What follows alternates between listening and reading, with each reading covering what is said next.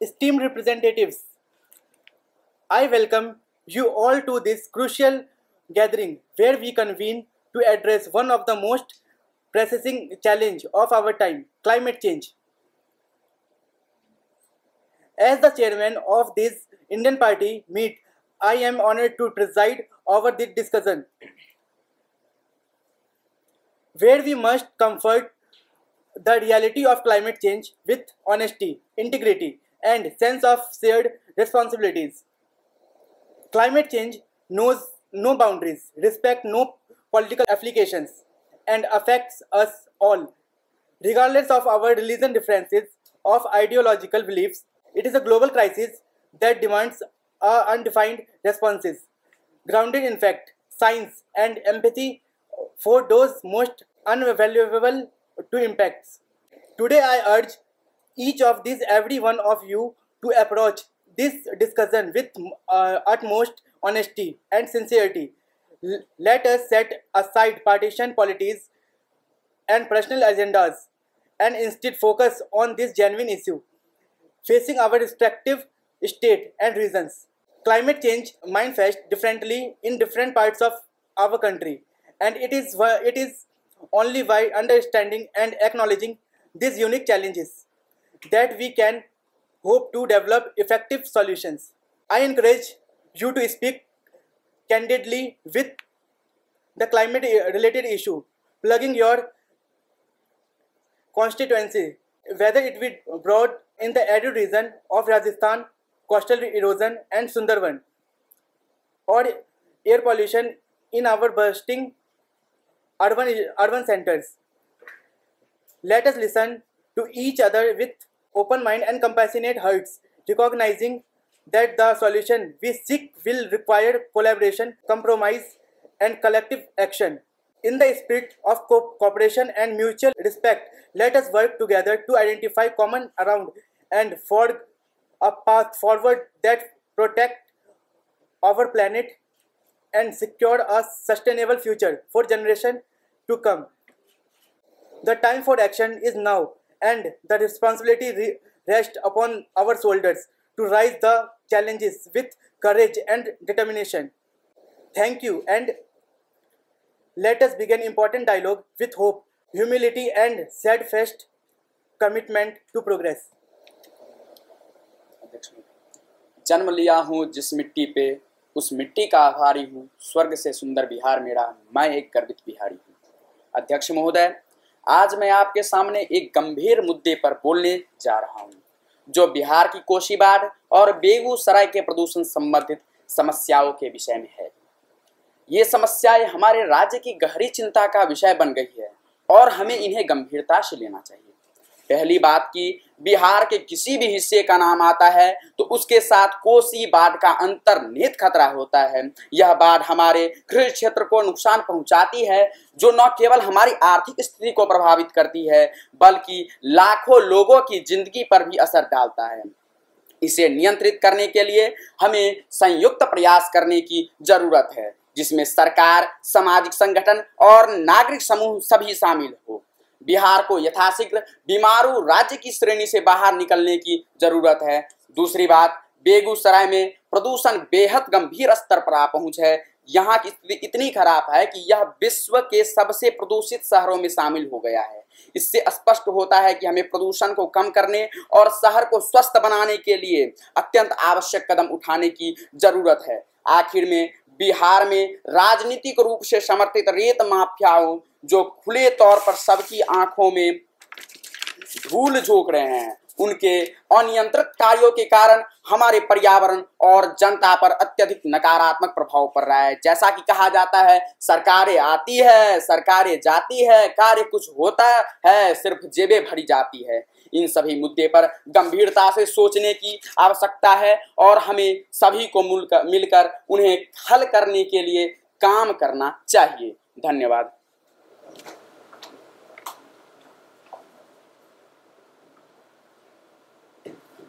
Ladies and gentlemen, today I come before you not just as a representative of Tamil Nadu, but as a concerned citizen who sees the writing on the walls. Climate change is knocking on our door, and we cannot afford blind eye any longer. Our beloved state, Tamil Nadu, with its rich heritage and breathtaking landscapes, is under siege from the impact of a climate change. Picture this: a farmer, the backbone of our economy, struggling to make ends meet as they battle with the erratic waterfall, weather patterns, sudden rainfalls, and droughts. Meanwhile, coastal communities are grappling with the enormous threats of rising sea level, inching closer to their homes and livelihood with each passing days. And let's not forget about the blistering heat waves that scorch our land, putting the health and the well-being of our people at risk. But here's the kicker: climate change isn't just Mother Nature's problem, it's our problem. It's a moral impact, a social justice issue, and economic reality staring us square in the face. Now, I'm not here to play the blame game or point fingers, but let's call a spade a spade. The current administration lackluster responses to the pressing issue leaves much to be desired. While they may talk the talk, their action or lack therefore speaks volume. Let's talk about water scarcity. Shall we? Our state is past, thirsting for leadership that understands the gravity of the situation. While we here left counting raindrops, the power that have been seen content to twiddle their thumbs and pass the buck. And what about climate change? It's not just a buzzword. It's a reality that demands action. While the other states are stepping up to the plate, our leader seems to contend to bury their heads in the sand, hoping the problem will magically disappear. But enough doom and gloom. We are not here to wallow in despair. We are here to roll up our sleeves and get to work. It's a time for bold action, decisive leadership, and a commitment to securing a brighter future for generations to come. Thank you. नमस्कार सबैलाई. आम्ही सुंदर हिमाल सिक्किमरा बाटा आएको युवा सदस्य आपको सबैले धन्यवाद दिलाउँदै छु कि आप सब आज युवा संसदमा आनन्द लिएर छ. हाम्रो देश, हाम्रो सिक्किम यो पर्यावरणको जीवन होइन र यो हाम्रो सबैको जिम्मेदारी हो कि हामी यो पर्यावरणको संरक्षण गर्नुपर्छ. Firstly, let us delve into the critical issue of melting glaciers. Sikkim, nestled in the lap of Himalayas, is blessed with breathtaking landscapes and abundant natural resources. However, our glaciers, which have long been the lifeline of our communities, are now under threat due to the impacts of climate changes. The rapid melting of glaciers not only poses a direct threat to our water supply but also contribute significantly to rising sea level, extreme weather events, and loss of biodiversity. We cannot afford to overlook the consequences of glacier melt. It affects not only the environment but also our socio-economic fabric. Communities reliant on glacial, the environment, runoff for agriculture, hydroelectric power generation, and freshwater supply are already feeling the brunt of these changes. The alarming rate of glacier retreat requires urgent, collective action on the both local and global scales. Secondly, I would like to draw attention to the imperative of organic farming. Sikkim has set an exemplary precedent by becoming India's first fully organic state. Through visionary policies and community-driven initiatives, we have demonstrated that sustainable agriculture practices are not only feasible but also essential for the well-being of our planet and future generations. Organic farming eschews the use of synthetic fertilizers, pesticides, and genetically modified organisms, thereby preserving soil health, biodiversity, and water quality. By embracing organic farming methods, we not only mitigate the adverse effects of conventional agriculture on the environment, but also promote healthier lifestyles and empower local farmers economically. Furthermore, organic farming serves as a potent tool in the combating climate change by sequestering carbon in the soil, reducing greenhouse gas emissions, and promoting ecological resilience. Organic agriculture contributes significantly to climate mitigation and adaptation efforts. However, despite the numerous benefits of organic farming, there are still market linkage remains limited for many small-scale farmers as policymakers. It is the widespread adoption of organic farming practices. As representatives of our respective constituencies, we have a moral obligation to safeguard our planet for future generation. Let us rise above partisan divides and work together to address these pressing issues with the urgency and determination they require. Thank you for patiently listening. Jai Sikkim, Jai Hind. Freedom in mind, strength in words, pureness in our blood, pride in our souls. Let's salute the spirit of Karnataka.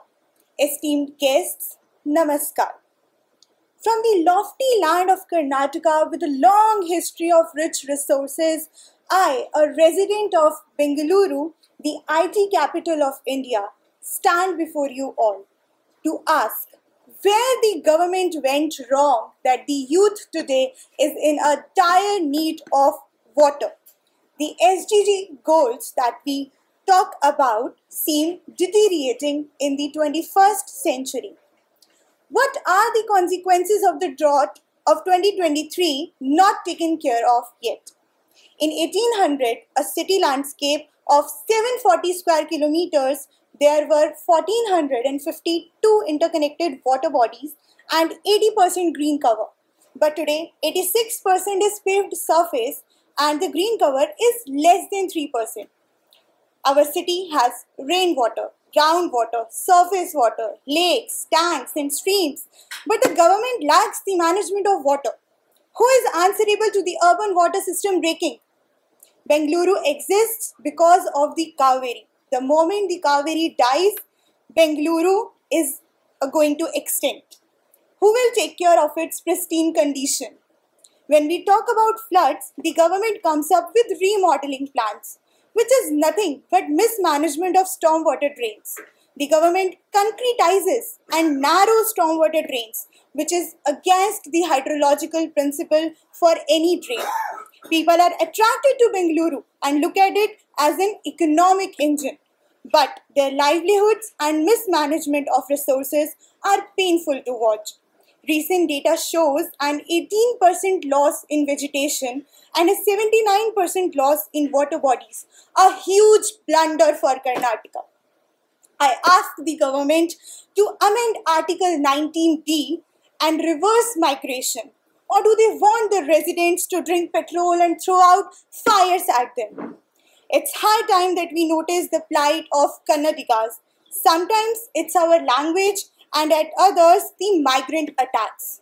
I request the government to awaken itself and rework its policies for Karnataka's future. Thank you. আবার আসিব ফিরে ধান শিরে তীর তীরে এই বাংলায়. Ladies and gentlemen, today, as we gather to discuss this pressing issue of climate change, I, a citizen of West Bengal, cannot help but express my dismay towards this lackadaisical attitude of the West Bengal government towards this pressing issue. While our state grapples with its devastating effects of rise in sea levels and salinity intrusion, our esteemed leaders are very busy in their political agendas and vote bank politics than the welfare of our own citizen and our own environment and our homes in which we stay. Let's talk about the elephant in the room first, that is the government's misguided priorities.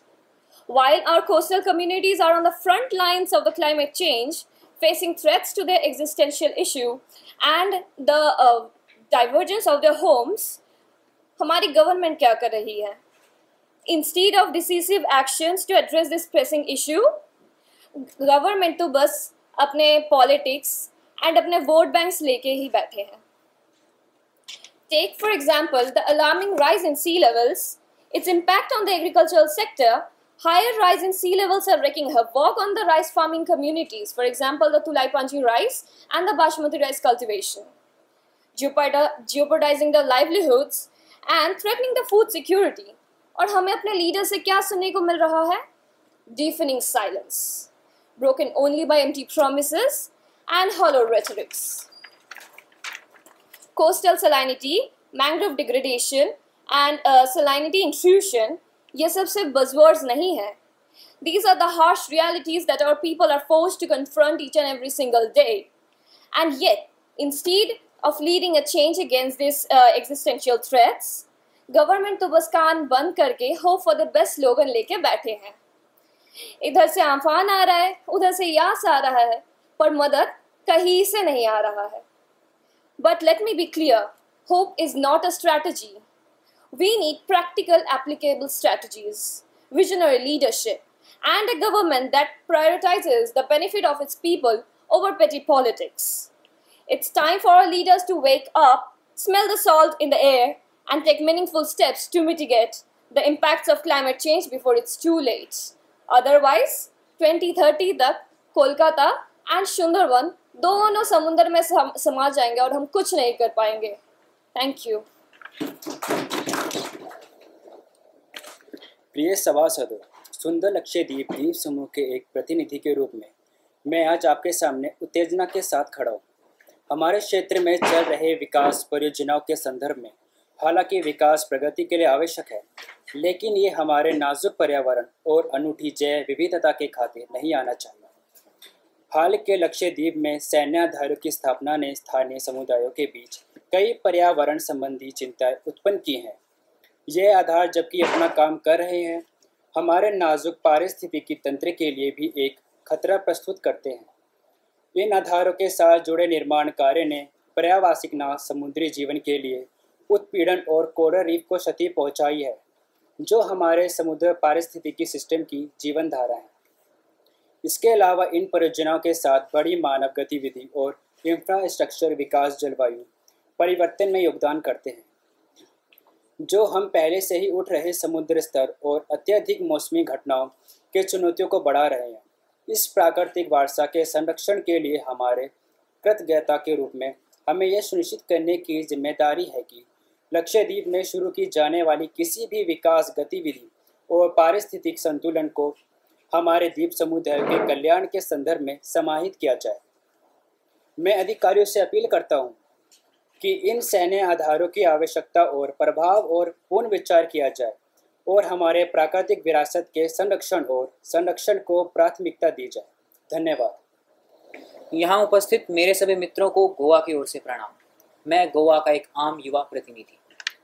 आज मैं climate change और environmental degradation के ऊपर गोवा का stance बताने आया हूँ.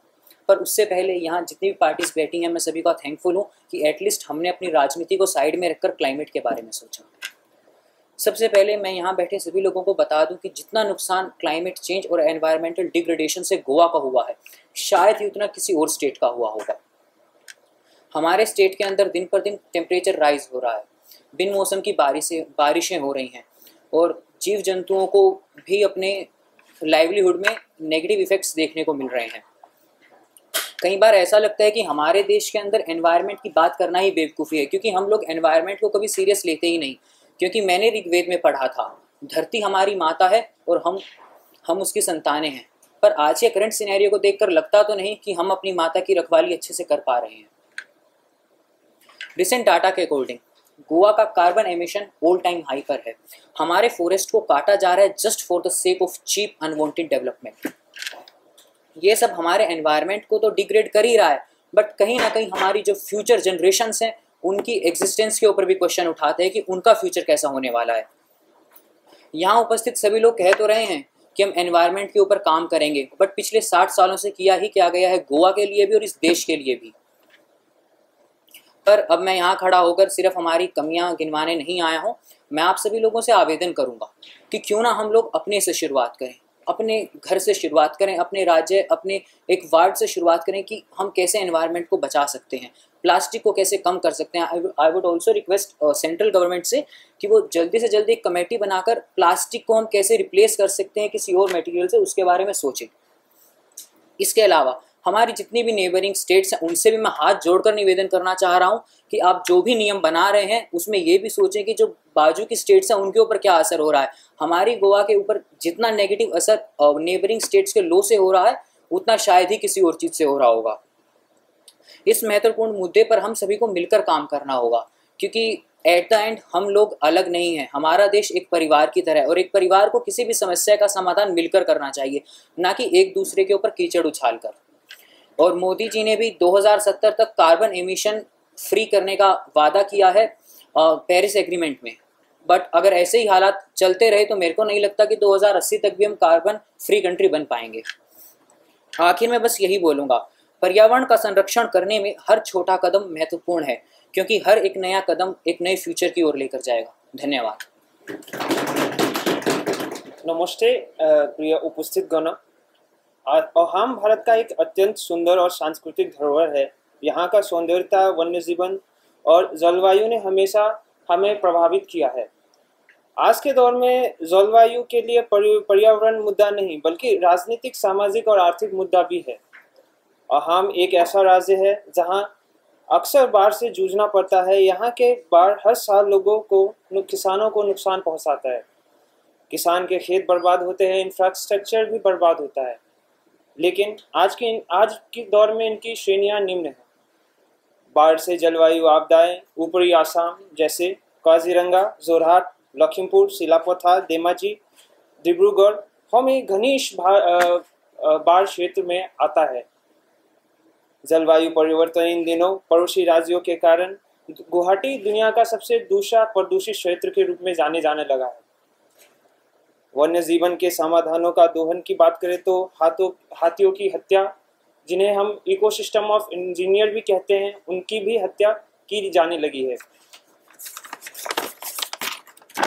इन विषयों के अत्यंत हम आजकल संवैधानिक संघर्षों से भी जूझ रहे हैं, जिसमें जो कि मुद्दे हमारे असम के सामने ऐसे खड़े हैं जैसे कि तूफान हमारे सामने खड़ा है, जो पर्यावरण की क्षति, शहरीकरण को तेजी और वन्य जीवन के लिए खतरा और औद्योगिक गतिविधियों को पर्यावरण में दोहन में वृद्धि कर रहा है। हमें अपनी जीवन शैली को परिवर्तित करना चाहिए। ऊर्जा की बचत, प्राकृतिक संसाधनों का सादर उपयोग और पेड़ पौधों की रक्षा भी करना और प्रदूषण को भी कम करना चाहिए।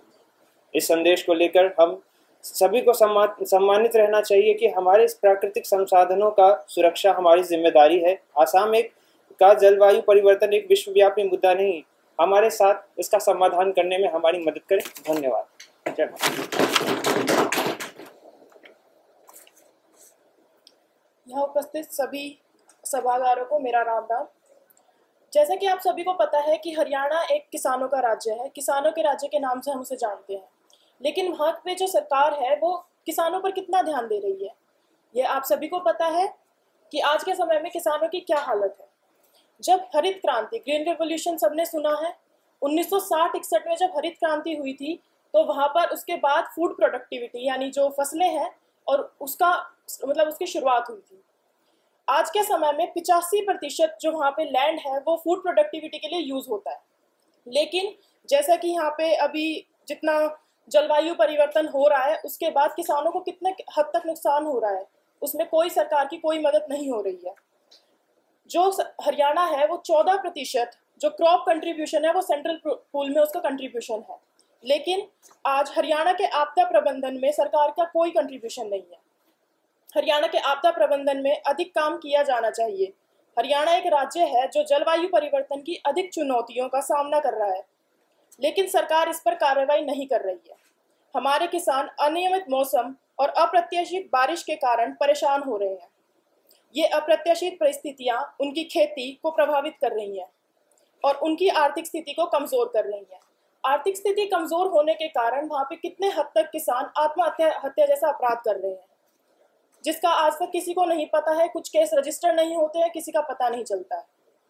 हमें इस मुद्दे पर सरकार से मांग करनी चाहिए कि वह प्राकृतिक संसाधनों की सुरक्षा और जलवायु परिवर्तन को लेकर अधिक कदम उठाए।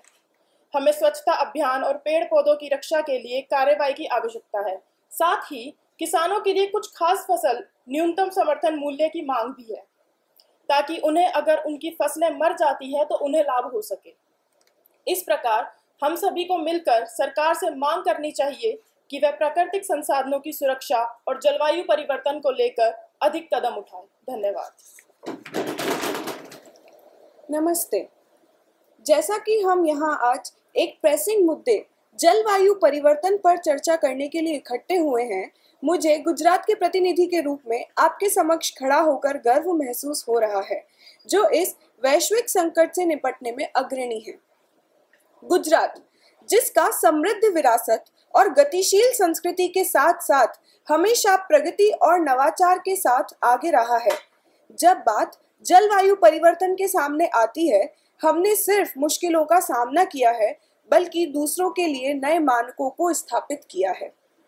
गुजरात की सफलता में सबसे महत्वपूर्ण कारण है हमारी मजबूत आपदा प्रबंधन प्रणाली।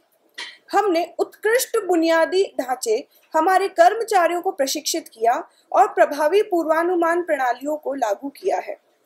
इससे हमें प्राकृतिक आपदाओं का त्वरित और प्रभावी उत्तर मिला है, जीवन और संपत्ति की हानि को कम करते हुए। लेकिन हमारी उपलब्धियां वहां तक सीमित नहीं हैं। नर्मदा बांध परियोजना गुजरात की जल प्रबंधन में हमारे दृष्टिकोण का एक उज्जवल उदाहरण है। नर्मदा नदी के प्रयोग से हमने न केवल सूखापन को परिहार किया है, बल्कि बेजान भूमि को समृद्ध क्षेत्रों में बदल दिया है, जिससे हमारे लोगों के लिए खाद्य सुरक्षा और समृद्धि सुनिश्चित होती है। इसके अलावा सौर और पवन ऊर्जा उत्पादन में उत्साहित करते हुए गुजरात ने नवाचारिता के साथ नवीन ऊर्जा को अपनाया है। नवाचारिक नीतियां और प्रोत्साहकों के माध्यम से हमने साफ ऊर्जा परियोजनाओं में निवेश को प्रोत्साहित किया है, जिससे हमने अपनी फसली ईंधन की आवश्यकता कम की है और कार्बन अवधारणा को कम किया है। समापन के रूप में मैं सभी से आग्रह करती हूँ कि वह गुजरात की सफलता की कहानी से प्रेरणा ले और हम सभी मिलकर देश और पर्यावरण के लिए एक और अधिक सतत और सशक्त भविष्य बनाने के लिए काम करें। हम नवाचार, सहयोग और दृढ़ता की शक्ति का सहारा लेकर जलवायु परिवर्तन का मुकाबला करें और आने वाले पीढ़ियों के लिए एक बेहतर विश्व निर्मित करने के लिए हमारे साथ काम करें। धन्यवाद। जय जगन्नाथ। प्राणी को आरत दुख अप्रमित देखु देखु के बा सोहु। प्राणी को आरत दुख अप्रमित देखु देखु के बा सोहु। मो जीवन पछे नरके पड़ी थाउ जगत उद्धार हो, जगत उद्धार हो। जय जगन्नाथ।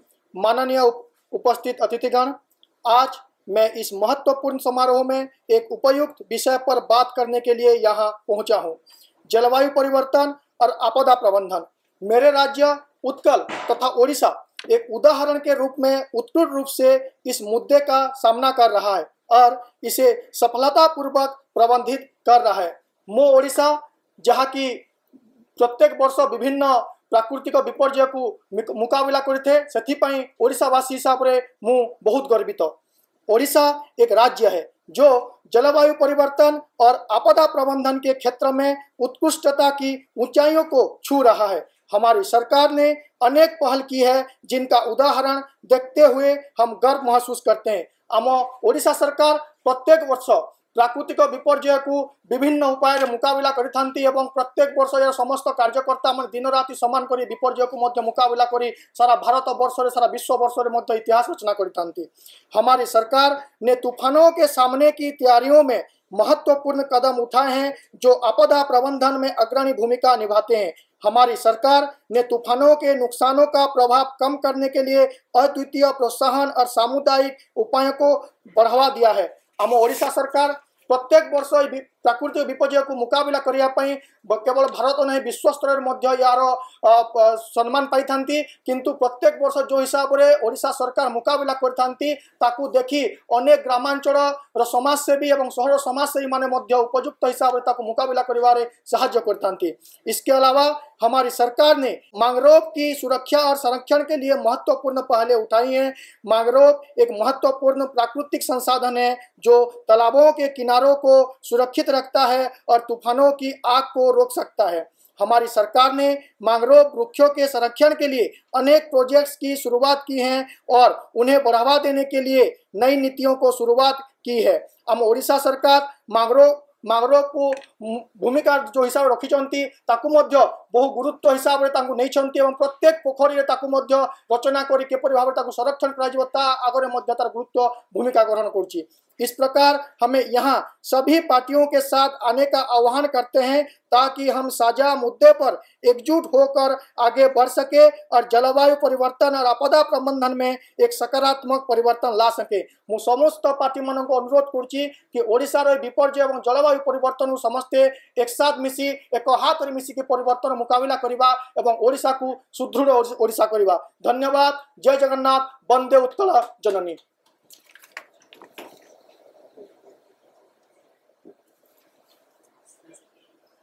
उर्वर भूमि सघन वन रत्न संपदा जहाँ अशेष है, माँ की गोद पिता का आश्रय मेरा मध्य प्रदेश है।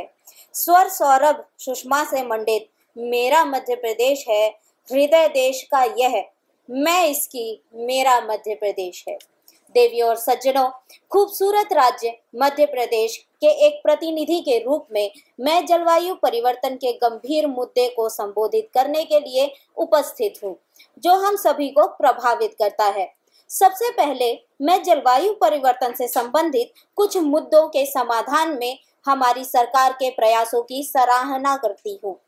वृक्षारोपण अभियान और वन्य जीव अभयारण्यों की स्थापना जैसी पहलों के साथ मध्य प्रदेश ने वनीकरण और संरक्षण प्रयासों में सराहनीय प्रगति की है। इन प्रयासों से हमारी समृद्ध जैव विविधता को संरक्षित करने और वनों की कटाई के प्रतिकूल प्रभावों को कम करने में मदद मिली है। हालांकि इस सराहनीय प्रयासों के बावजूद अभी भी ऐसे क्षेत्र हैं जहां हमारी सरकार जलवायु परिवर्तन से प्रभावी ढंग से निपटने में पीछे रह गई है। अध्यक्ष महोदय, चिंता का ऐसा ही एक क्षेत्र जल संसाधनों का प्रबंधन है।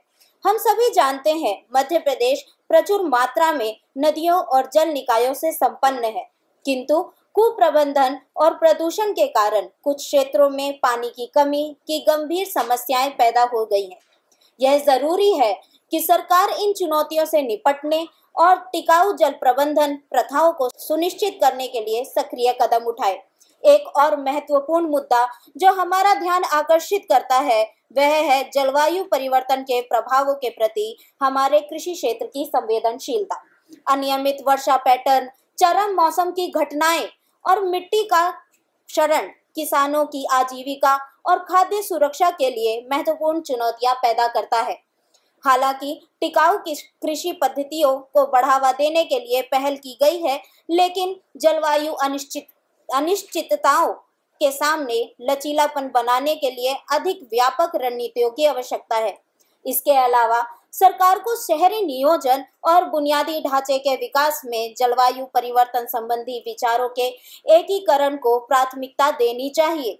तेजी से शहरीकरण और औद्योगिकरण के कारण पर्यावरणीय गिरावट, वायु प्रदूषण हुआ है, जिससे जलवायु परिवर्तन के प्रभाव बढ़ गए हैं।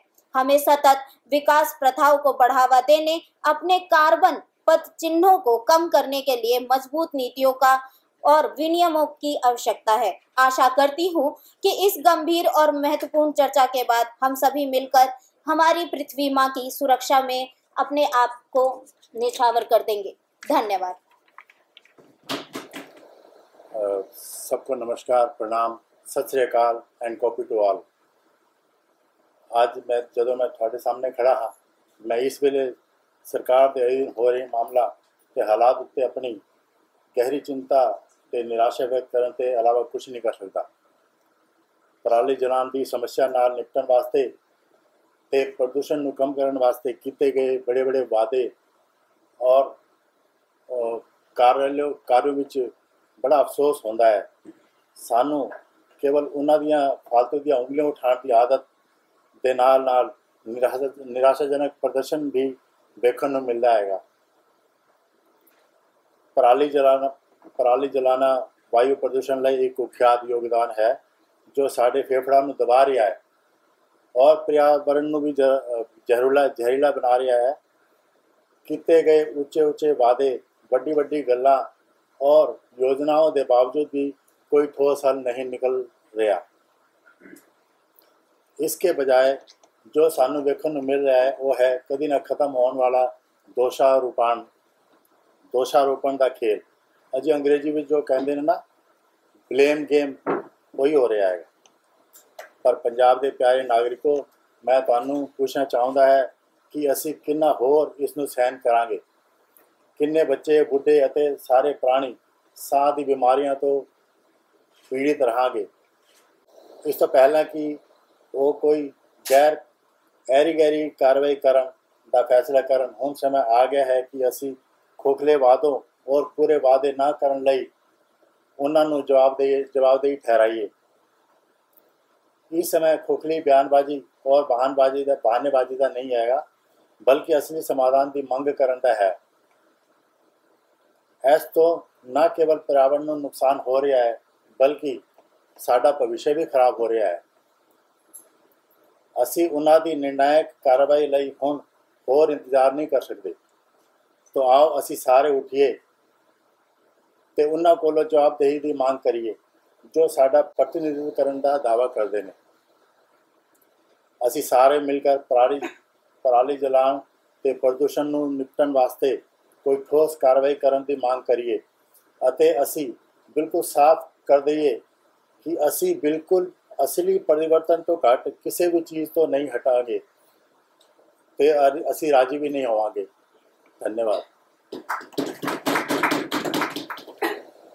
दिल्ली के निवासियों, सम्मानित नेताओं, मैं आज आपके बीच एक राजनेता के रूप में नहीं खड़ी हूँ जो आपका वोट जीतना चाहती हूँ, बल्कि एक चिंतित नागरिक के रूप में खड़ी हूँ जो हमारे शहर को परेशान करने वाले संकट की पर कार्रवाई की गुहार लगा रही है। दिल्ली में व्याप्त गंभीर प्रदूषण। हम यहाँ जहरीली हवा के बादल के बीच इकट्ठा हुए जो हमारे प्यारे शहर का पर्याय बन गया है। हमारे फेफड़े ताजी हवा से नहीं बल्कि पोल्यूटेंट से भरे हुए हैं जो धीरे धीरे हमारे और हमारे आने वाली पीढ़ियों का दम घोट रहे हैं। हम जिस हवा में सांस लेते हैं उसमें महीन कण, जहरीली गैसें और हानिकारक रसायन भरे हुए हैं जो हमारे स्वास्थ्य और सेहत के लिए गंभीर खतरा पैदा करते हैं। मेरे कुछ प्रश्न हैं। हमें इसे अपनी नियति मान लेना चाहिए? हमें ऐसे शहर में रहने के लिए क्यों तैयार हो जाना चाहिए जहां सांस लेने में भी हमारा स्वास्थ्य के लिए बड़ा खतरा है? असंतुष्टि का समय खत्म हो गया है। हमें अपने जीवन और पर्यावरण पर प्रदूषण के विनाशकारी प्रभाव को अनदेखा नहीं कर सकते। अधिकारियों ने हमें निराश किया है। साल दर साल हम प्रदूषण के स्तर के खतरनाक स्तर तक पहुंचने के उसी चक्र के अधीन हैं जिससे स्वास्थ्य संकट और व्यापक असुविधा होती है। वैसे तो प्रदूषण के 4 मौसम होते हैं, लेकिन दिल्ली में प्रदूषण के मौसम के दौरान लागू किए गए अस्थायी उपाय पर्याप्त नहीं है। हमें दीर्घकालीन समाधानों की आवश्यकता है जो प्रदूषण के मूल कारणों को संबोधित करें और दिल्ली के लिए एक स्वस्थ और टिकाऊ भविष्य सुनिश्चित करें। अब समय आ गया है कि हम अपने नेताओं को उनकी निष्क्रियता और लापरवाही के लिए जवाबदेह ठहराएं। सरकार द्वारा लिए गई नीतियां और निर्णय में प्रदूषण संकट को बढ़ा दिया है। अनियंत्रित औद्योगिक प्रदूषण से लेकर अनियंत्रित वाहन उत्सर्जन तक हमारे दैनिक जीवन का हर पहलू हमारे शहर को घेरने वाला जहरीला कॉकटेल में योगदान दे रहा है। हम सत्ता में बैठे लोगों से पारदर्शिता और जवाबदेही की मांग करते हैं। हम प्रदूषण के स्तर को कम करने और दिल्ली के निवासियों के स्वास्थ्य की रक्षा के लिए ठोस कदम उठाने की मांग करते हैं। खोखले वादे और आधे अधूरे प्रयासों का समय खत्म हो गया है। हमें इस संकट से निपटने के लिए साहसिक और निर्णायक कार्रवाई की आवश्यकता है। क्लीन एंड सस्टेनेबल टेक्नोलॉजीज के निवेश करना एक लग्जरी नहीं है बल्कि एक आवश्यकता है। हमें रिन्यूएबल सोर्सेज ऑफ एनर्जी में बदलाव करना चाहिए, सार्वजनिक परिवहन को बढ़ावा देना चाहिए और औद्योगिक और वाहन उत्सर्जन को नियंत्रित करने के लिए कड़े उपाय को लागू करना चाहिए। हमें प्रॉफिट्स एंड कन्वीनियंस से ज्यादा अपने लोगों के स्वास्थ्य और कल्याण को प्राथमिकता देनी चाहिए। अब कार्रवाई करने का समय आ गया है। हम अपने शहर पर प्रदूषण के एक और मौसम के असर का इंतजार नहीं कर सकते। स्वच्छ हवा को पुनः प्राप्त करने का समय आ गया है जो कि हमारा अधिकार है। आइए हम प्रदूषण मुक्त दिल्ली के लिए लड़ने के अपने संकल्प को एकजुट होकर खड़ा हूँ। मैं आप सभी से अपनी आवाज उठाने, हमारे नेताओं की कार्रवाई की मांग करने और अपने जीवन में कार्बन पटचिन को कम करने के लिए कदम उठाने का आग्रह करती हैं। साथ मिलकर हम बदलाव ला सकते हैं। साथ मिलकर हम ऐसा एक भविष्य बना सकते हैं जहां हम जिस हवा में सांस लेते हैं वह सभी के लिए स्वच्छ और सुरक्षित हो। हमें उस पीढ़ी के रूप में याद ना किया जाए जो हमारे शहर को प्रदूषण की चादर में घुटते समय मूर्ख दर्शन बनी रही। हमें उन लोगों के रूप में याद किया जाए जिन्होंने एक स्टैंड लिया, जिन्होंने बदलाव के लिए लड़ाई लड़ी और जिन्होंने दिल्ली के लिए एक स्वस्थ और उज्जवल भविष्य सुनिश्चित किया। कार्रवाई का समय आ गया है। आइए हम चुनौतियों का सामना करें और अपने लिए और आने वाली पीढ़ियों के लिए एक स्वच्छ, हरियाली भरी और स्वस्थ दिल्ली बनाने के लिए मिलकर काम करें। धन्यवाद। नमस्कार अध्यक्ष महोदय, मैं आज उत्तर प्रदेश के नेता विपक्ष के सदस्य के रूप में यहाँ उपस्थित हुआ हूँ। आज हम उत्तर प्रदेश की दयनीय स्थिति के विषय में विस्तृत रूप से चर्चा करेंगे। आज हम उत्तर प्रदेश की स्थिति पर चर्चा करने के लिए यहाँ एकत्रित हुए हैं, जो हमारे तथाकथित विकास आख्यान को परिभाषित करने वाले स्पष्ट विरोधाभासों और विडंबनाओं को नज़रअंदाज करना मुश्किल है। आइए दिखावे की परतों को हटाएं और अपने प्यारे राज्य को परेशान करने वाली कठोर वास्तविकताओं में उतरें। सबसे पहले आइए बहुचर्चित नमामि गंगे पहल के बारे में बात करते हैं, जिसे हमारी पवित्र नदियों के उद्धारक के रूप में प्रचारित किया जाता है। और यह कागज पर कितना सुंदर लगता है, लेकिन आइए इसका सामना करें भव्य वादों और फोटो खिंचवाने की अवसरों के बीच वास्तविक गंभीरता के विषय पर। नदियां प्रदूषण नाला बनी हुई हैं, अर्थात नदियों को आपकी सरकार ने एक प्रकार से नाले के रूप में परिवर्तित कर दिया है। इससे प्राचीन पहले के समय की यदि हम बात करें तो हमारी सरकार में जो नदियां थी एकदम स्वच्छ थी, लेकिन जब से आप ने सरकार में आए हैं तब से लेकर के नदियों को आपने इस प्रकार से प्रदूषित किया है। नमामि गंगे के नाम पर आप केवल और केवल क्या कर रहे हैं, प्रदूषित ही कर रहे हैं, उस पर कोई कार्य नहीं कर रहे हैं। जिनमें जहरीला कचरा खुलेआम बह रहा है, जो हमारे समुदायों की जीवन रेखाओं को दम घोट रहा है। ऐसा लगता है कि नमामि गंगे वास्तविकता नदी पुनरुद्धार जो ज़्यादा राजनेताओं के फोटो खिंचवाने का एक सेशन बन गया है। केवल और केवल यह नमामि गंगे जिस प्रकार की आप योजनाएं लाते हैं, केवल उसका एक ही उद्देश्य है, फोटो खिंचवा करके कागज पत्रों में उसका काम किया जाए। परंतु वास्तविकता में आज तक 10 वर्षों की आपकी सरकार हो गई है, आपने कोई कार्य नहीं किया है। आप बात करते हैं उत्तर प्रदेश को स्वच्छ रखने की, मैं बात करता हूं केवल आप अपने गोरखपुर को यदि देखें तो आपने गोरखपुर को ही नहीं स्वच्छ किया और उत्तर प्रदेश की क्या बात करते हैं। आपने गोरखपुर की जो नदियां हैं उनमें इतना कचरा है, उसकी सफाई नहीं कर पा रहे हैं, तो संपूर्ण राज्य की जिम्मेदारी किस प्रकार से आप निभाएंगे, मुझे इस बात की बहुत चिंता है। और फिर सदियों ऊंचे खड़े प्राचीन बरगद के पेड़, मैं आपको अवगत कराना चाहता हूं, जो हमारी सरकार है यह केवल और केवल फोटो खिंचवाने और कागज पत्रों में अपने विज्ञापन दे रही है, परंतु वास्तविकता में एक भी कार्य नहीं कर रही। प्राचीन जो हमारे वट वृक्ष थे, प्राचीन जो नदियां थी, उनको केवल प्रदूषण का एक स्थान बना दिया है। प्राचीन जो वट वृक्ष थे उनको भी आप लोगों ने काट करके हटा दिया है, केवल और विकास के नाम पर। और सदियों से ऊंचे खड़े बरगद के पेड़ों की जो गाथा आप सुन रहे हैं, जिन्हें विकास के नाम पर बेरहमी से काट दिया गया है। आपने सही सुना है, हमारी आदरणीय सरकार अपनी असीम बुद्धि से विश्वनाथ कॉरिडोर के इन जीवित स्मारकों को प्रगति की वेदी के बलिदान दे रही है। क्या शानदार विचार है ना, सौंदर्यीकरण के नाम पर हमारी प्राकृतिक विरासत को नष्ट करना। शाबाश यूपी सरकार, शाबाश यूपी सरकार। लेकिन रुकिए, ये और भी बेहतर हो जाता है। चलिए सामाजिक वानिकी के बारे में बात कर रहे हैं ना। हर साल हम गर्व और महत्वाकांक्षी वृक्षारोपण अभियान की घोषणा करते हैं। प्रत्येक वर्ष आपकी सरकार केवल वृक्षारोपण तो लगाती है, परंतु लगाते ही वह वृक्ष कुछ ही समय में सूख जाते हैं। केवल लगाते समय आप लोग उसका फोटो खिंचवा लेते हैं, बाद में उसकी क्या स्थिति होती है यह कोई नहीं जानता। अपने पर्यावरण संरक्षण के लिए खुद ही पीठ थपथपाते हैं, लेकिन यहाँ एक बड़ा सवाल है, उनमें कितने पौधे वास्तविक 1 साल से ज्यादा जीवित रहते हैं।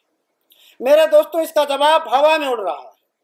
नौकरशाही की निगरानी में कमी और उदासीनता के बीच खो गया है। तो दोस्तों, आपके सामने उत्तर प्रदेश की दयनीय स्थिति है। प्रदूषण से भरी नदियां प्रगति की वेदी पर प्राचीन पेड़ों की बलि और वृक्षारोपण अभियान महज दिखावा बनकर रह गए। लेकिन डरिए नहीं प्यारे नागरिकों, क्योंकि हमारे पास ऐसी सरकार है जो बड़ी बड़ी घोषणाएं और जनसंपर्क के हथकंडे अपनाती है, जबकि कठोर वास्तविकताओं को आसानी से दबा देती है। धन्यवाद।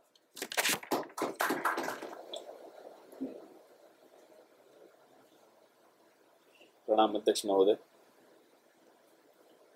हम आज सम्मानित सभा के समक्ष उत्तर प्रदेश की मौजूदा स्थिति पर चर्चा करने के लिए एकत्र हुए हैं, तो यह ज़रूरी है कि हम कुछ ऐसे ज्वलंत मुद्दों पर प्रकाश डालें जिन्हें हमारी सम्मानित सरकार ने आसानी से दबा दिया है। आइए उन कठोर वास्तविकताओं पर नज़र डालें जो हमारे प्यारे राज्य को परेशान करती हैं। सबसे पहले मैं आप सबका ध्यान सभा में मौजूद हाथी की ओर ले जाना चाहता हूँ।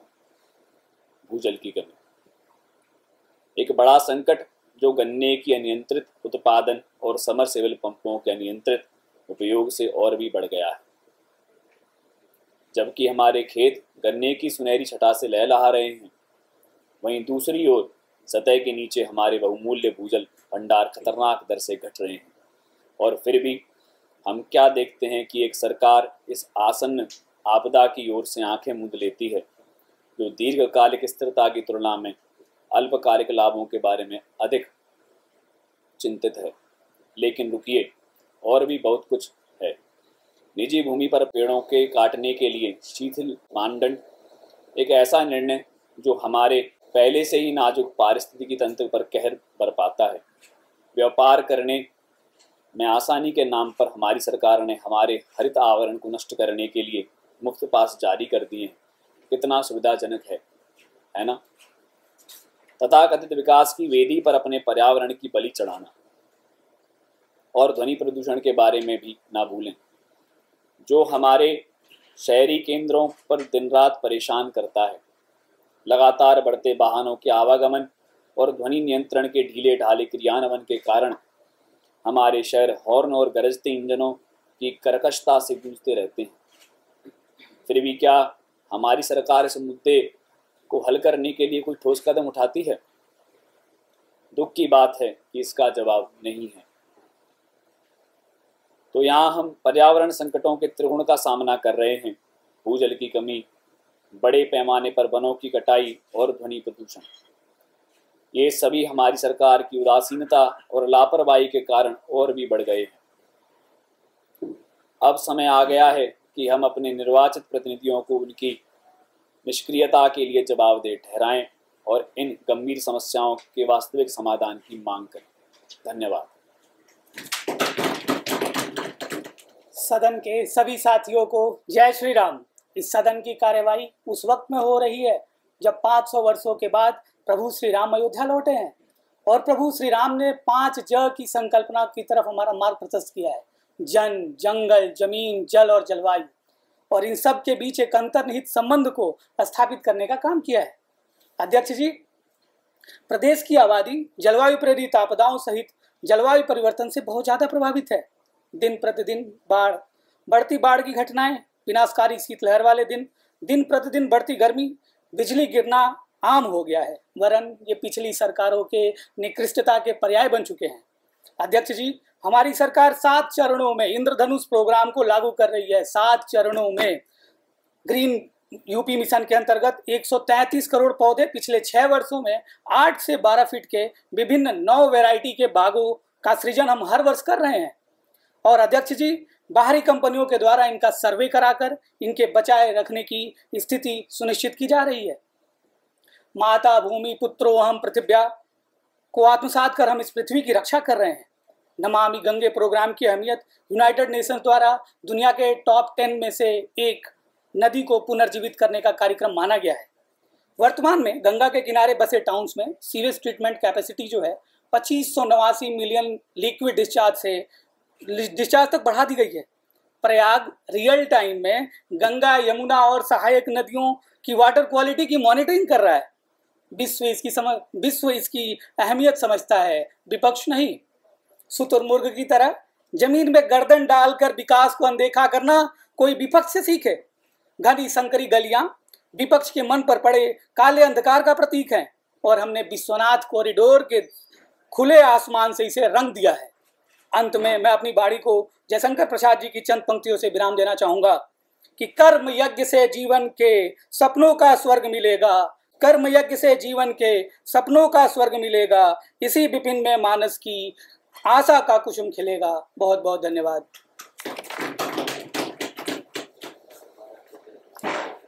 सबन्या प्रणाम अध्यक्ष महोदय। आज जब हम यहाँ हमारे देवभूमि उत्तराखंड के सामने आने वाले गंभीर मुद्दे पर चर्चा करने के लिए एकत्र हुए हैं, तो ऐसे में मैं आप सभी का ध्यान कुछ माह पूर्व हुए जोशीमठ भू धसाव की ओर आकृष्ट करना चाहता हूँ। जोशीमठ, जो कि विशाल एवं अगम्य हिमालय के बीच बसा एक प्राचीन शहर है, वर्तमान में स्वयं के अस्तित्व संबंधी संकटों का सामना कर रहा है, जिस पर हमें तत्काल ध्यान देने और ठोस कार्रवाई की आवश्यकता है।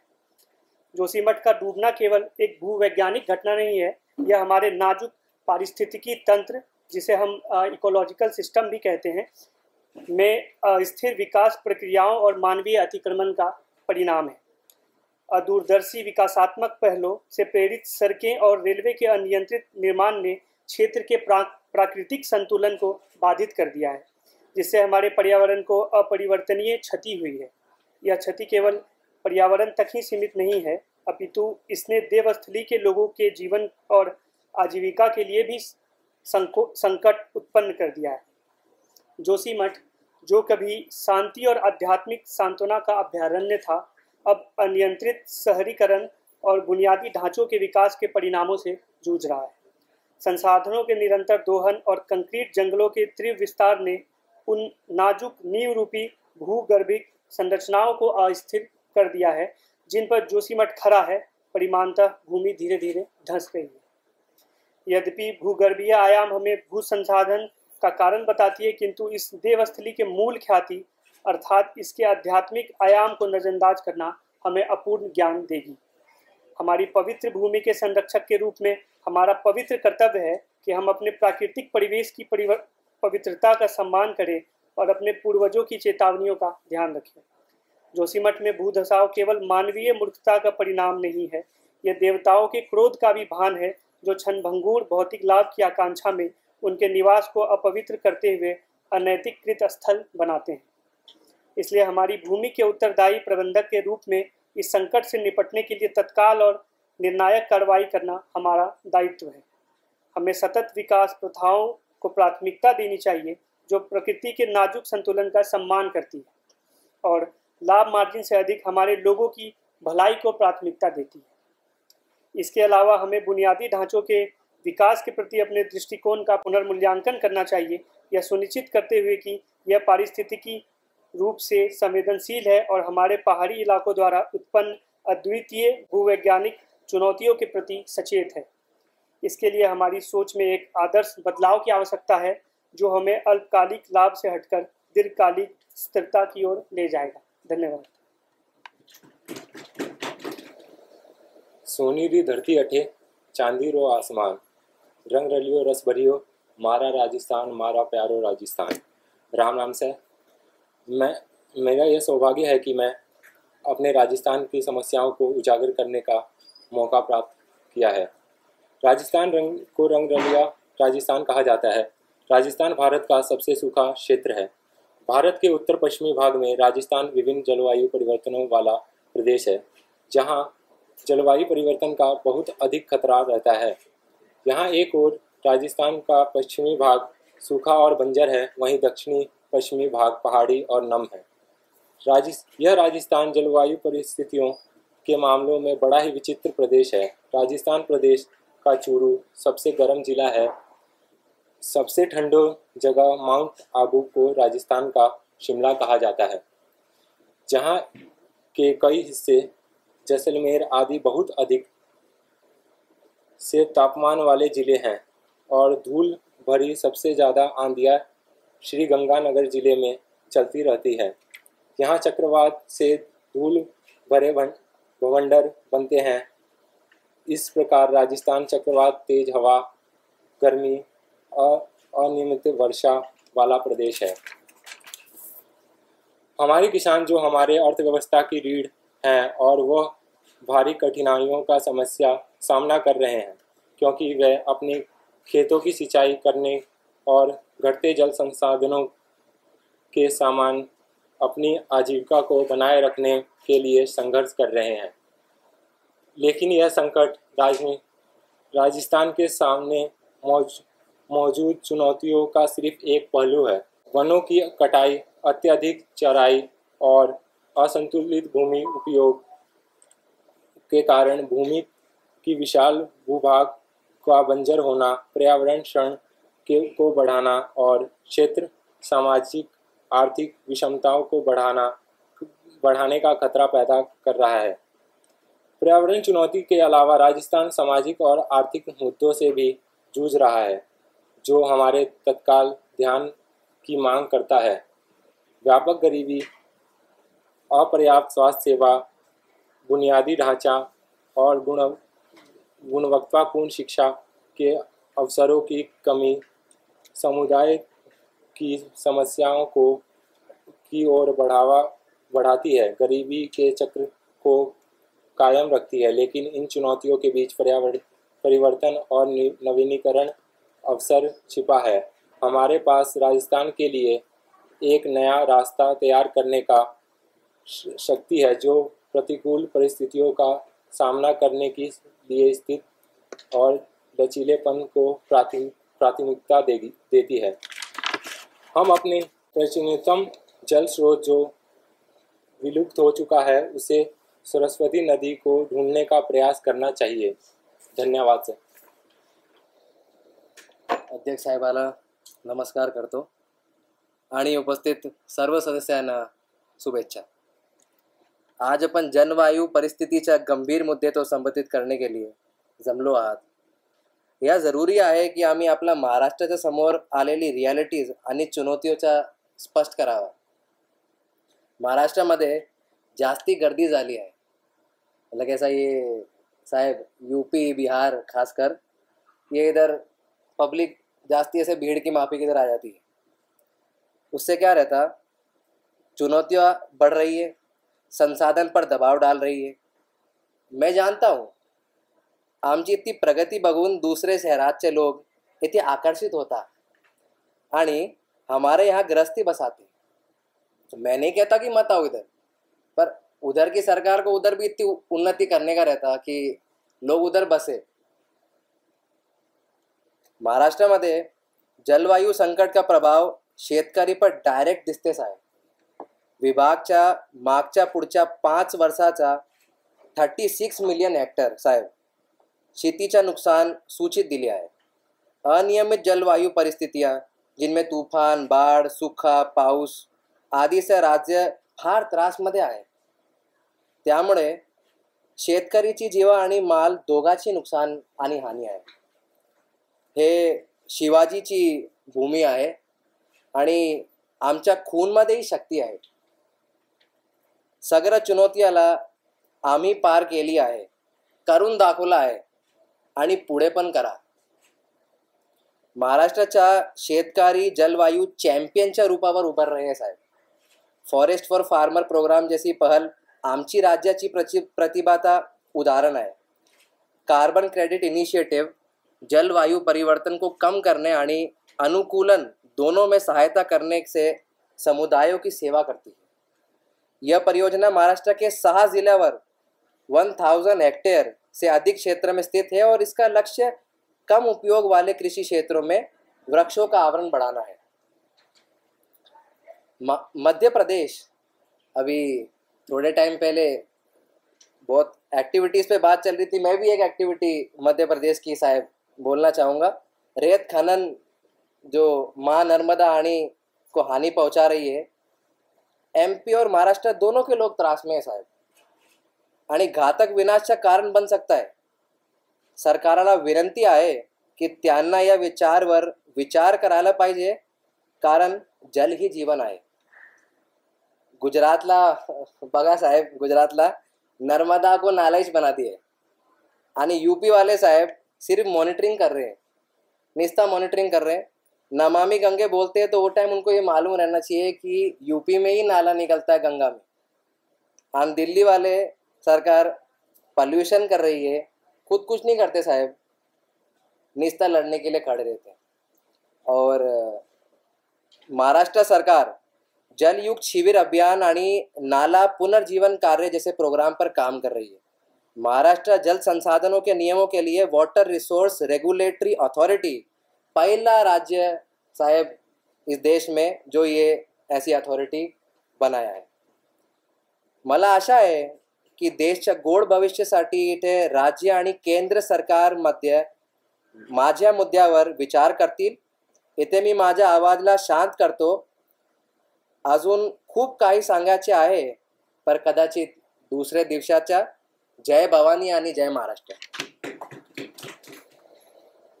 Namaskaram.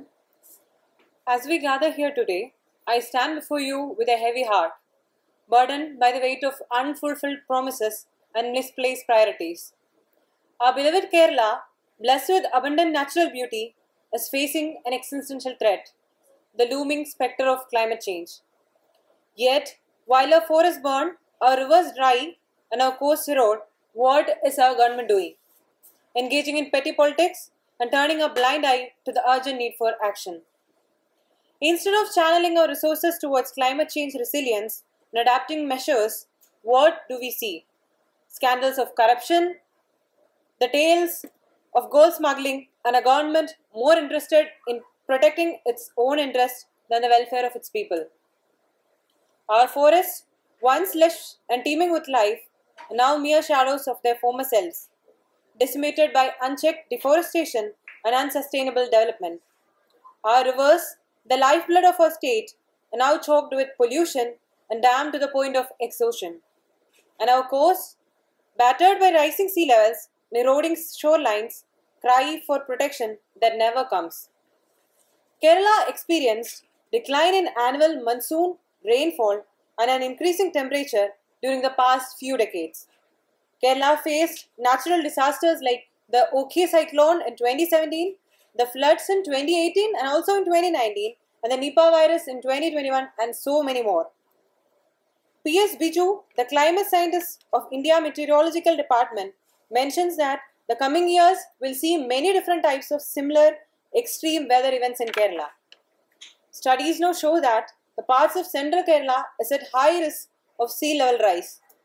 In the wake of a sea level rise caused by the ice melt in Antarctica, the central Kerala, which is already seeing unusual and extreme rainfall events, will bear the biggest impact. It is that the large parts of three districts, which is Ernakulam, Kottayam and Alappuzha, and some part of the district Thrissur, will be below sea level by the 2050s. Now let me ask you people, what does our government do? Will they ever hear our cries? No. They are too busy counting their ill-gotten gains, too preoccupied by their own agendas, while not hearing the cries of the Mother Nature herself. So I ask you, my fellow citizens, is this the leadership that we deserve? Is this the government that we entrusted our future with? No, I say no. It is a time to hold our leaders accountable, to demand actions for climate change, and to reclaim our state from the clutches of corruption and incompetence. Let us rise together in solidarity and determination and demand better for Kerala. Let us demand a government that prioritizes the well-being of its people and the protection of our Mother Nature. For if we do not act now, if we do not speak against this injustice and apathy, then we risk losing everything that we hold dear. Nandi Namaskaram. माननीय सभा अध्यक्ष महोदय और माननीय सदस्य, झारखंड जिसे कभी प्रचुर प्राकृतिक संसाधनों की भूमि माना जाता था, आज वही झारखंड हमारे सत्ता पक्ष के सम्मानित नेताओं की घोर लापरवाही और अक्षमता के कारण पारिस्थितिक और सामाजिक आर्थिक पतन के कगार पर खड़ा है। मैं माननीय सभा अध्यक्ष महोदय जी का और आप सभी माननीय सदस्यों का ध्यान इस अत्यंत गंभीर और ज्वलंत विषयों की ओर आकृष्ट करना चाहता हूं। झारखंड खतरे में है। हमारे जंगल जो कभी जीवन और जैव विविधता से भरपूर थे, आज हमारे वही जंगल, वनों की अनियंत्रित कटाई और बड़े पैमाने पर अवैध खनन द्वारा बेरहमी से नष्ट किए जा रहे हैं। आश्चर्य तो इस बात का है कि ये सब कार्य हमारे माननीय मुख्यमंत्री जी के निगरानी में हो रहा है। जिन मुख्यमंत्री का दायित्व हमारे इस अतीव सुंदर राज्य के प्राकृतिक संसाधनों और दैवीय संपदाओं के रक्षा का था, आज वो हमारे मुख्यमंत्री अपने दायित्व से मुंह मोड़ चुके हैं और अवैध खनन माफियाओं और भ्रष्टाचारियों की हाथों की कठपुतली बन चुके हैं और उनके अवैध काले कारनामों से जो कमाइयां वो कर रहे हैं, उन्हीं कमाइयों से अपने जेब को भर रहे हैं। मैं बहुत खेद के साथ कहना चाहता हूं, आप सभी ने देखा होगा कि हाल ही में हमारे सम्मानित मुख्यमंत्री जी से जुड़ा भूमि घोटाला सार्वजनिक हुआ था। मैं तो कहता हूं ये घोटाले एक नहीं हैं, इन घोटालों की संख्या, इन घोटालों की लाइनें बहुत बड़ी हैं, लेकिन लोगों के सामने एक ही आया है। आज झारखंड की सरकार बड़े पैमाने पर भ्रष्टाचार और नैतिक दिवालियापन का जीता जागता उदाहरण बन चुका है। बढ़ते तापमान, अनियमित वर्षा के पैटर्न्स और घटते जल स्रोत, जो कि आज जलवायु परिवर्तन के एक गंभीर और वैश्विक समस्या है, ऐसे गंभीर समस्याओं को दरकिनार करके हमारी ये सरकार ऐसे ऐसे भ्रष्ट काले कारनामों में संलिप्त पाई जाती है, जिनके विषय में मैं चर्चा करूं तो उसकी लाइनें कभी समाप्त नहीं होंगी। माननीय सभा अध्यक्ष महोदय जी, मैं इन सारे छोटी मोटी आरोप और प्रत्यारोपों से ऊपर उठ के मैं आपका ध्यान आकृष्ट करना चाहता हूं कि ये जो जलवायु परिवर्तन है, ये जो क्लाइमेट चेंज है, ये कोई हमारी समस्या नहीं है, ये एक वैश्विक समस्या है जो इस विश्व के समक्ष आकर के खड़ी हुई है। और हमारा जो झारखंड राज्य है, ये हमारे देश का जो हरियाली भरा एक राज्य है, यहाँ पे वनों और पर्वतों की एक श्रृंखला है जो कि हमारे देश को इस जलवायु परिवर्तन के गंभीर समस्या से बचाने का एक कार्य कर सकता है। हम आपसे अनुरोध करना चाहेंगे और आपके ओर ध्यान आकृष्ट करते हुए, सत्ता पक्ष के नेताओं का भी ध्यान आकृष्ट करते हुए कहना चाहता हूं कि अब समय बीत चुका कि हम उदासीन और आत्मसंतुष्टि की भावनाओं से ओतप्रोत होकर के निष्क्रिय बन जाएं, अकर्मण्य बन जाएं। हम अपनी इस अकर्मण्यता को कभी भी जस्टिफाई नहीं कर सकते, हमें इस अकर्मण्यता का त्याग करना होगा। हमारा राज्य जो लगातार जलवायु परिवर्तन और क्लाइमेट चेंज की समस्या से जूझ रहा है, हमें आगे आकर के इसके निदान को लेकर के चर्चा करनी होगी और इस पे कठोर और युद्ध स्तर पर कार्रवाई करने की आवश्यकता है। अब समय आ गया है कि हम उठें और अपने नेताओं, जिन नेताओं का दायित्व हमारे देश की, हमारे राज्य की करोड़ों जनता का भला करना था, वो अपने दायित्व से मुंह मोड़ चुके हैं, उनको अपने दायित्व के प्रति सजग कराएं और अपने नेताओं से जवाबदेही और पारदर्शिता की मांग करें और झारखंड के लोगों के लिए उज्जवल और अधिक टिकाऊ भविष्य के निर्माण की दिशा में अथक प्रयास करें। मैं इतना ही कह के अपनी वाणी को विराम देता हूं। जय हिंद, जय Bharat. Namaste, Chairperson. I offer a gracious greeting to all party delegates in attendance in these momentous occasions. I, as an ambassador of Tripura, stand here today to address a matter of paramount importance, that is climate change. Today, I come before you not only a political figure, but a voice of urgency. as an appointed representative of our respected state, it is my duty to stand before you today to address a matter that demands our immediate attention, the pressing challenge of climate change. Our picturesque land, adorned with the abundant forest, rolling hills and vibrant cultural heritage, faces a grave peril from adverse effect of this global phenomenon. From the vulnerable coastlines in Dhalai to dense forest of South Tripura, we witness a firsthand escalating impacts of unpredictable weather patterns, diminishing water resources, and the alarming loss of the biodiversity. These daunting hurdles not only threaten the integrity of our environment, but also pose a dire risk of the livelihoods and well-being of our people. It is crucial that we come together to urgent issues of climate change that it's affecting our state.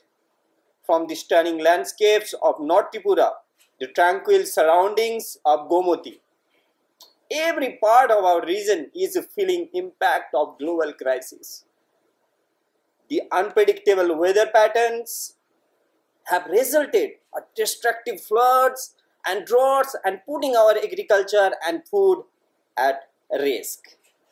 Our precious natural treasures like Nilmahal Lake and the Sapijala Wildlife Sanctuary are a danger due to deforestation and habitat destruction, threatening the unique biodiversity that makes us who we are.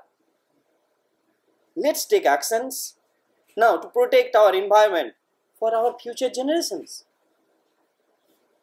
I assure our government that they are fully committed to introducing a sustainable measures and cultivating environment-friendly initiatives throughout the state through the promotions of renewable energy, implementation of responsible forestry methods, and advocacy the sustainable agricultural practices. We are laying the groundwork for the more resilient and ecologically conscious Tripura. Together, let us work towards a more resilient and sustainable Tripura, harmony with nature. Let us embrace innovations and creativity to tackle this climate change head on and leaving the legacy of healthy environment for our upcoming children and our grandchildren in the future. Let us to be change we wish to see in the world. Stand together and as a beacon of hope and progress in the fight against this climate change which is occurred in recent times. The time has now and responsibility is ours. Together we can make these differences and we can achieve it. Thank you. Thank you, Chairman, and thank you for your attention and support. I concluding here. Thank you so much. देवियों और सज्जनों एवं सम्मानित अतिथिगण, आज हम जलवायु परिवर्तन के गंभीर मुद्दे को संबोधित करने के लिए एकत्रित हुए हैं। तो इस गंभीर चुनौती से निपटने में हमारी तेलंगाना सरकार के कमजोर प्रयासों और प्रकाश डालना आवश्यक है।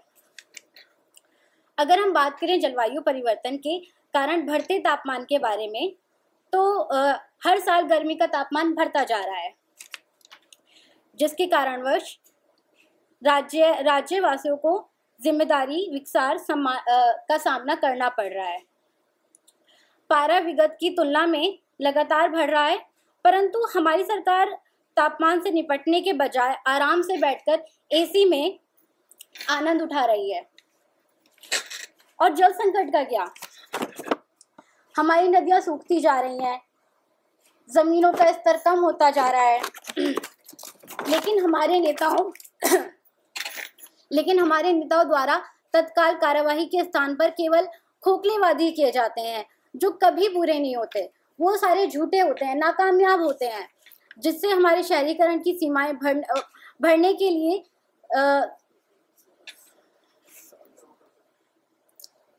हमारी शहरीकरण की सीमाएं बढ़ने के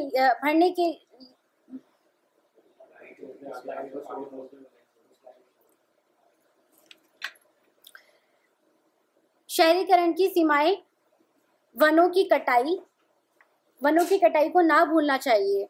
हमारे हरित क्षेत्र खत्म होते जा रहे हैं, जिसके कारणवश जलवायु परिवर्तन को बल मिल रहा है, जबकि अन्य राज्य वनीकरण और हरित बुनियादी ढांचे में निवेश कर रही है। हमारी सरकार रियल एस्टेट परियोजनाओं और स्टेट हाईवे के लिए भूमि साफ करने में जुटी हुई है। इन सब के परे सबसे संगीन अपराध प्रदूषण फैलाने वाले उद्योगों के साथ सरकार के मधुर संबंधों का होना है। वो अपने मीठे मीठे वादे करते हैं जिसमें सफाई के लिए वो अपने परियोजनाएं बनाते हैं, लेकिन वो प्रदूषण और जलवायु परिवर्तन पे कोई काम नहीं करते। जहां विश्व भर में साफ आबोहवा की ओर अग्रसर है, पर हम अभी कोयले और जीवाश्म ईंधन पर निर्भर हैं। इसका श्रेय प्रदूषक जवाबदेह ठहराने में सरकार की अनिश्चितता को जाता है। इसलिए जैसे कि हम जलवायु परिवर्तन के अस्तित्वगत खतरे का सामना कर रहे हैं, आइए हम अपने नेताओं की उनकी निष्क्रियता के लिए जवाबदेह ठहराना ना भूलें और अपने भविष्य की सुरक्षा के लिए वास्तविक समाधान की मांग करें। धन्यवाद। जय हिंद, जय Bharat. As we conclude this All India Party meet, I am filled with gratitude for this active participation and valuable insight shared today. Our discussion have been insightful, constructive, and reflective for our collective commitment to our party's mission and vision. I urge each of you to carry forward the spirit of unity and collaboration. Let us remain steadfast. It is in our dedication to serve the people of our nation with integrity, compassion, and diligence. Together we have the power of shape the future of our party and our country. Let us continue to work tirelessly towards our goals, keeping the interest of the people at forefront of everything we do. Thank you once again for your unwrapping support and dedication. Let us move forward with renewed energy and determination.